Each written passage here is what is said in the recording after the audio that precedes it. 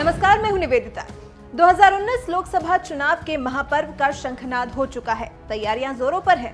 11 अप्रैल को 20 राज्यों की 91 सीटों के लिए पहले चरण का मतदान होना है और अब पार्टियों ने अपने मैनिफेस्टो भी जारी करने शुरू कर दिए हैं। कांग्रेस ने लोकसभा चुनाव 2019 की गंभीरता को समझते हुए यूपीए चेयरपर्सन सोनिया गांधी, महासचिव प्रियंका गांधी, पूर्व पीएम मनमोहन सिंह, पूर्व केंद्रीय मंत्री ए.के. एंटनी समेत पार्टी के कई वरिष्ठ नेताओं की मौजूदगी में अपना घोषणा पत्र जारी कर दिया। कांग्रेस अध्यक्ष राहुल गांधी के मुताबिक उनका घोषणा पत्र बंद कमरे में बनाया हुआ नहीं, बल्कि भारत के लोगों से जुड़ी सच्चाई पर आधारित पत्र है। राय कांग्रेस अध्यक्ष की कुछ भी हो, लेकिन कांग्रेस के घोषणा पत्र को समझने वाले कई लोगों की राय कांग्रेस अध्यक्ष से बिल्कुल अलग है। जैसे अरुण जेटली, जो केंद्रीय वित्त मंत्री हैं और देश के वित्त को बखूबी संभाल भी रहे हैं। जेटली ने राहुल के इस घोषणा पत्र को खतरनाक बताया है। जेटली ने मैनिफेस्टो के पीछे के आइडिया को घातक करार दिया है, जो राष्ट्रीय सुरक्षा को लेकर तो बिल्कुल भी सही नहीं है। मैनिफेस्टो में यह कहा गया कि जब वो वायदा करते हैं उसको निभाते हैं, लेकिन जानकारियों के अभाव में जो वायदे किए जाते हैं और ऐसे वायदे जो किए जाते हैं जिनको कभी लागू नहीं किया जा सकता, जो अपने आप में खतरनाक है, तब तो जनता उनको ये अवसर नहीं देगी। इस मैनिफेस्टो में ऐसे एजेंडाज हैं जो देश को तोड़ने का काम करते हैं,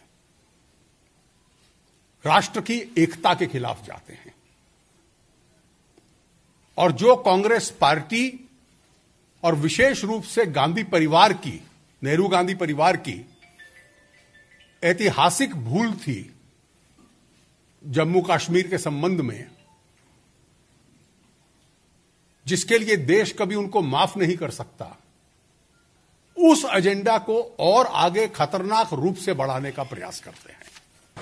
देश की एकता के खिलाफ जाने वाले इस मैनिफेस्टो पर जेटली ने कई तरह के सवाल उठाए हैं। सबसे पहले जो जेटली ने 35 पन्नों के मैनिफेस्टो में भारतीय कानून प्रक्रिया के रिव्यू की बात लिखी गई है, उस पर ही संदेह व्यक्त किया है।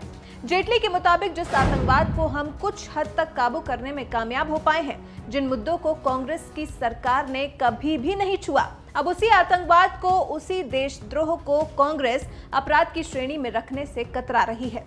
जेटली के मुताबिक ऐसा मैनिफेस्टो जारी करने वाली कांग्रेस के पक्ष में एक भी वोट नहीं जाना चाहिए। जिस प्रावधान को कभी पंडित नेहरू ने, इंदिरा जी ने या श्री राजीव गांधी ने छूने की प्रयास नहीं किया, डॉक्टर मनमोहन सिंह ने नहीं किया,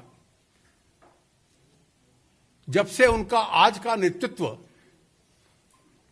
जिहादी और माओवादियों के चंगुल में गया है, वो क्या क्या चीज कहते हैं कि इंडियन पीनल कोड से सेक्शन 124 कैपिटल ए सेडिशन हटा दिया जाएगा, देशद्रोह करना अब अपराध नहीं होगा। जो पार्टी इस तरह का घोषणा करती है वो इस देश के एक भी वोट की हकदार नहीं है।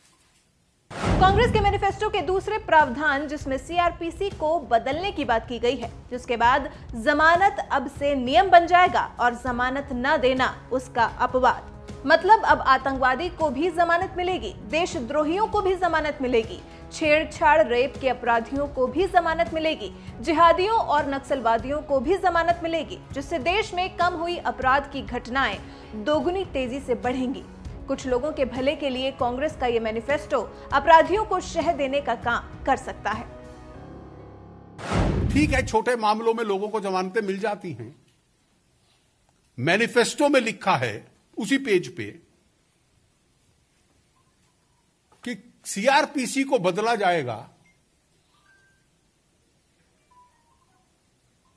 कि जमानत अब से नियम बन जाएगा और जमानत न देना केवल उसका अपवाद। तो कोई आतंकवादी, टेररिस्ट, बहुत बड़ा क्रिमिनल, यह तो न्यायपालिका का फंक्शन है।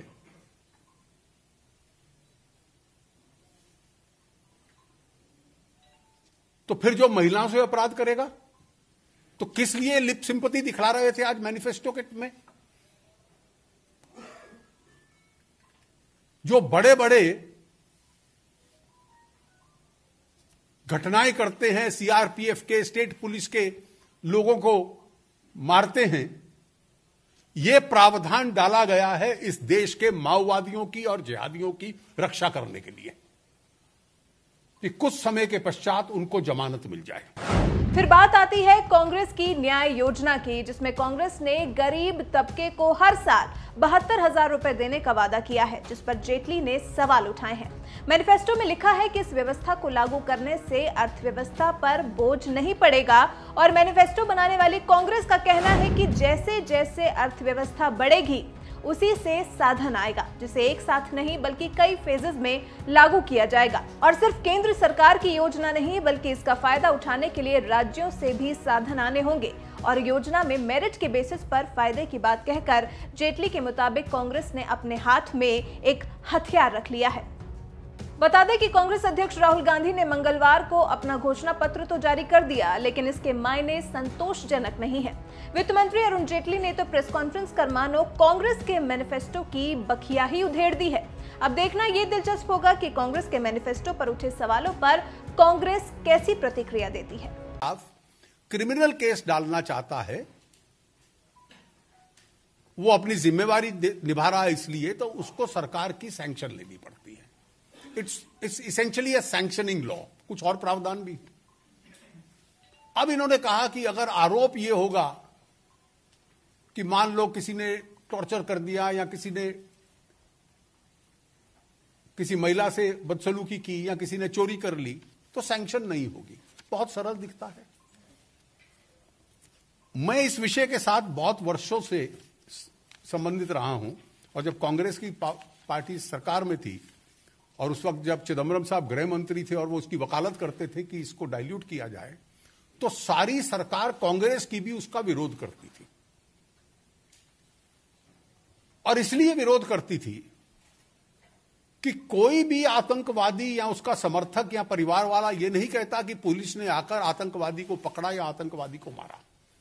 इसके लिए तो सेना के कोई अधिकारी पकड़ता है या आर्म्ड फोर्सेस का पकड़ता है, सीआरपीएफ का पकड़ता है, तो अपराध नहीं होगा।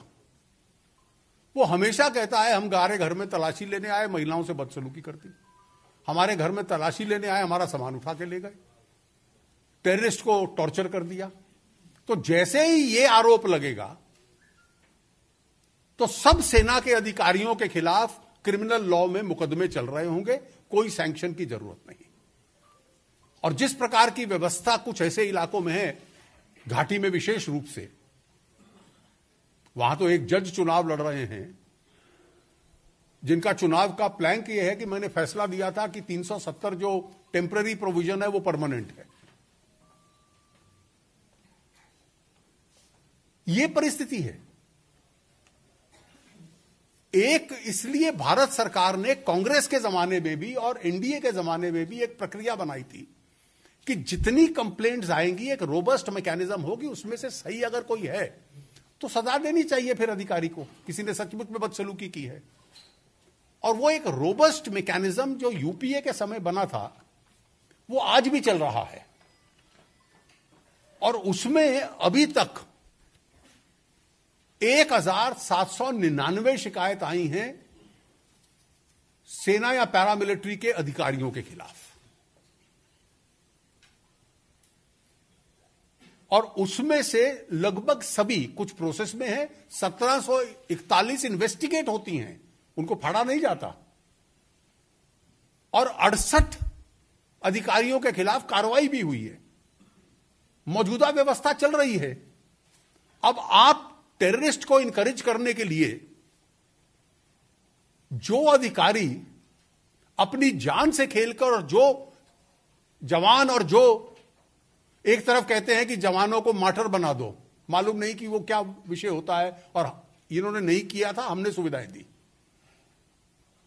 अब कह रहे हैं मैनिफेस्टो में उनके खिलाफ मुकदमे चलाने की अनुमति दे दो आतंकवादियों को।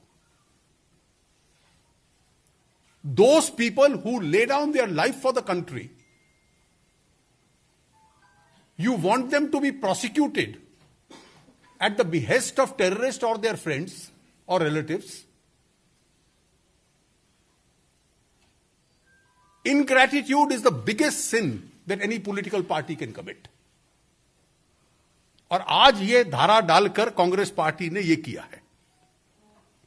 फिर कहते हैं कि सेना की मौजूदगी को डाइल्यूट कर दो ताकि पत्थर फेंकने वाले सड़कों पे आ जाएं,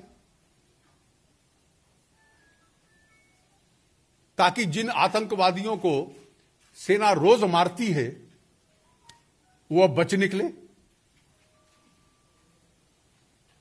फिर कहते हैं